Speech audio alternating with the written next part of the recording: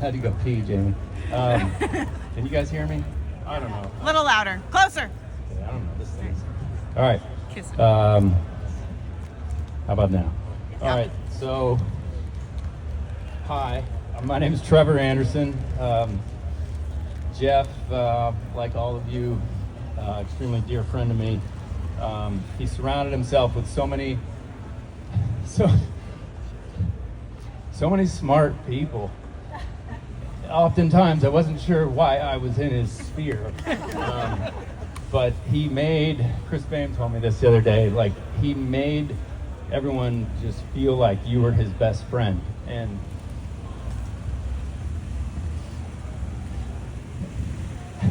I've rehearsed this several times. I wasn't crying, but looking at everyone. So I'm going to try to get through this. The thing that stands out to me, I'm not looking at this. The thing that stands out most to me about Mercer was he was such a good listener. He would listen to you with his full being. He was just present, and he asked all the right questions and really helped you get through your story or whatever you're telling him. And with me, that was always a bunch of nonsense. I was just spewing, I don't know what I was talking about, but we would laugh so much, and he would just continue to ask questions, and like a lot of people probably didn't, they were just like, land the plane already, dude. And I would just keep talking, and Mercer would just keep asking questions. So one thing that stands out to me with Merce was, I don't know what you call it, but it was his pose, and I think you all have seen this, where his left arm, maybe it was the other way, but because he's a lefty, but his left arm would sit like this, and his right arm would be perched right on his wrist, and he would either be kind of here, like deep in thought and listening to what you're saying, or here if it was concerning to him. And a lot of what I was telling him was often here. So, but occasionally, you get this, and that was good. So if everyone's really listening, you might want to get in a listening posture here, because, and I don't know what time this game starts. I'm gonna, my stories I get tangents, and I had a lot of background, and I wanted to just tell a few stories to kind of make it light. So, if you really want to listen, you could get here.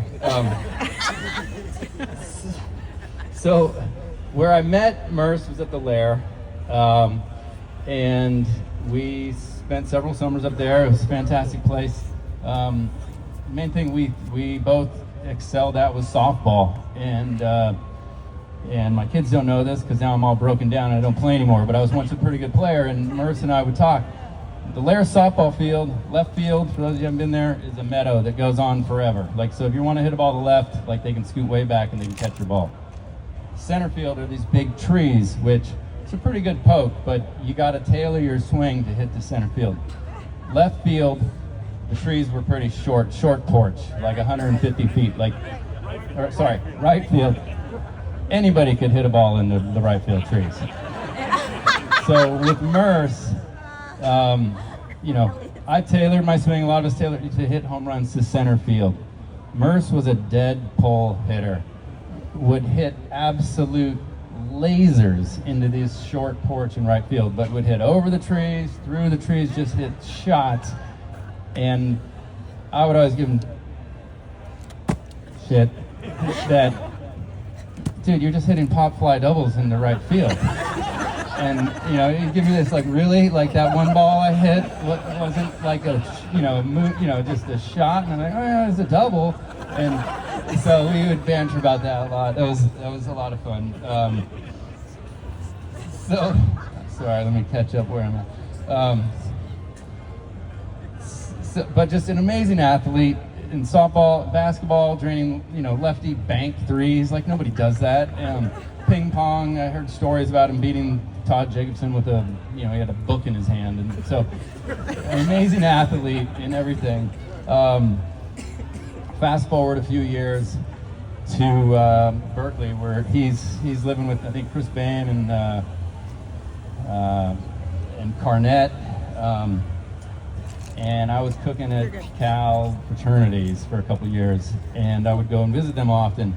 And one day, I go up there, and they're coloring this big poster. It was like one of those paint by number posters, but there was no numbers. It was just a big coloring poster. I don't know, for adults or whatever. And I'm not a colorer, but they'd been working on this thing for weeks, and it was a tremendous piece of art and lots of detail. And Mercer, with his lefty skills, he's like, yes, just sit down and color with us. And I'm like, all right. So I didn't know where to start. I didn't want to mess up anybody's work on this or that. So there was this bird that was in the middle of this picture and had all feathers and different pieces that you're supposed to color in. And I'm like, I guess I'll color that. And I start coloring it, and I'm just butchering this thing. And they'd spent weeks doing this, and he's giving me this look, like, so you're gonna color the bird, huh?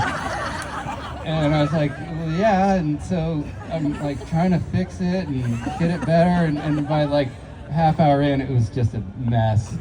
They all stopped coloring. They're all looking at each other like, what the heck, dude? And then I come back like a week later.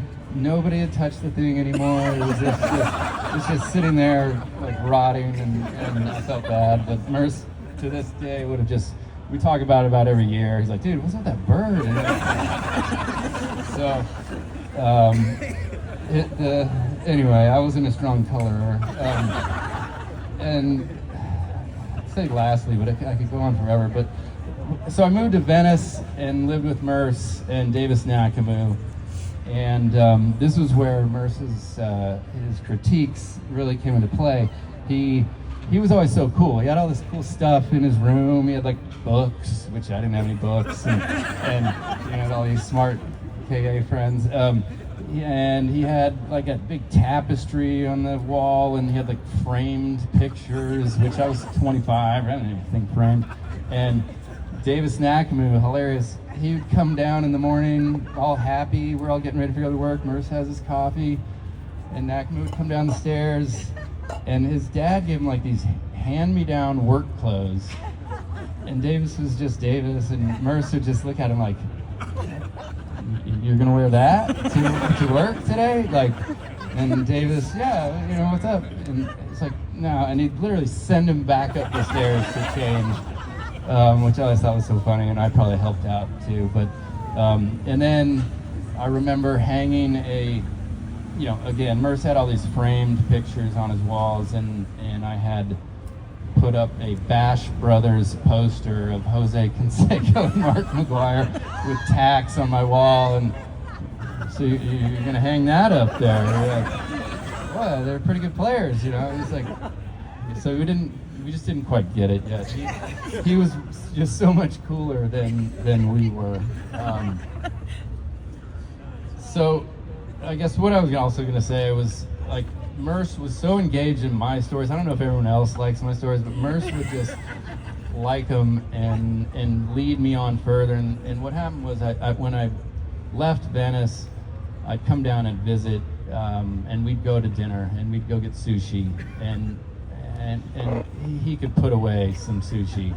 And I think he would have me continue to tell my stories and ask questions, because he would just keep eating the sushi, and I would be like, holy shit, like, he's eaten half the plate, and I haven't even started yet, and so I'd have to like clean it, But we would get together still, and I'd hear about the boys all the time. He was so proud of his boys, and looking back at our text messages, which I encourage you all to do if you have text chains with Merce, and it was so fun to just read about them all. And Merce just really inner circle, and I just wanted to give. So I worked for Easton. I still work for Easton, only job in my life.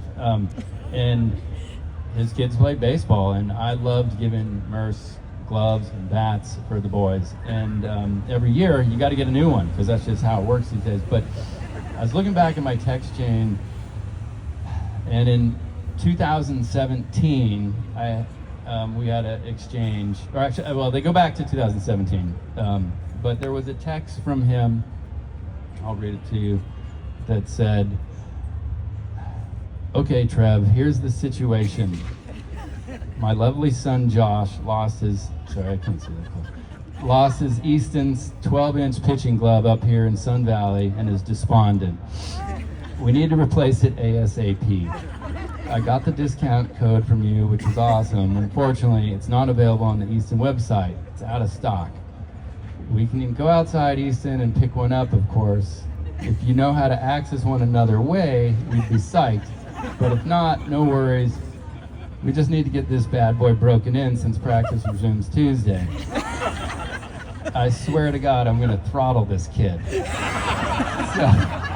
So he was really upset for Josh losing his glove. Noel, I don't know if you remember this, but and so, you know, the funnier part of it all was, you know, and we got Josh a new glove, and you know, everything was taken care of ultimately, but.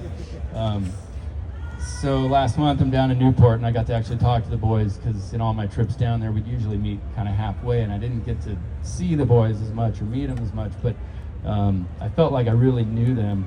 And so I talked to them down in Newport, and I introduced myself. "Hey, I'm Trevor. You know, you don't know me, but I'm the guy who worked at Easton."